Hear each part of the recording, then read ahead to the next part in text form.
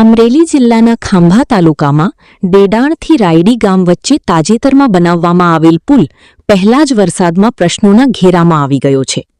આશરે 1 મહિના પહેલા તૈયાર થયેલા આ પુલના પાણી રોકવા માટેના પાળા પણ હજુ દૂર કરવામાં આવ્યા નથી.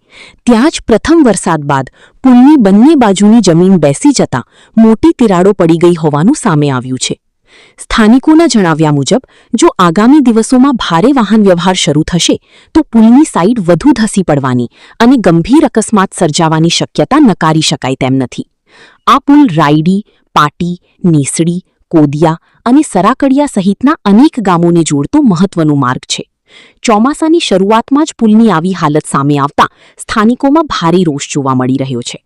સ્થાનિક લોકો દ્વારા પુલના કામમાં નબળી ગુણવત્તા રાખવામાં આવી હોવાના તેમજ ભ્રષ્ટાચાર થયાના આક્ષેપો કરવામાં આવી રહ્યા છે. લોકો દ્વારા સમગ્ર મામલે ઉચ્ચસ્તરીય તપાસ કરી જવાબદારો સામે કડક કાર્યવાહી કરવાની માંગ પણ ઉઠી છે.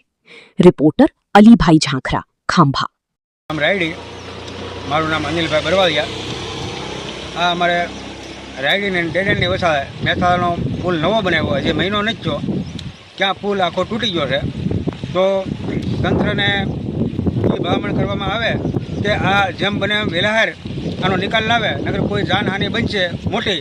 તો આ સરકાર તો રૂપિયા પૂરેપૂરા આપે જ છે, પણ એ છતાંય આ લોકો ક્યાં હંગરી જાય છે ને શું કરે છે એ આમાં કાંઈ જાણવા મળતું નથી કે આ આવડું બધું કામ છે. તો આવી રીતનું હજી મહિનો દિવસ નથી થયો ક્યાં આવા પુલમાં મોટા મોટા ખાડા પડી જાય તો તંત્ર આમાં ધ્યાન દે ને તંત્રને રજૂઆત કરું છું કે આમાં જેમ બને એમ વહેલાહાર કે આનો નિકાલ લાવે ને આ પુલનું પાછું જે કામ કરવું પડે એ કામ ફરીથી પાછું કરાવે.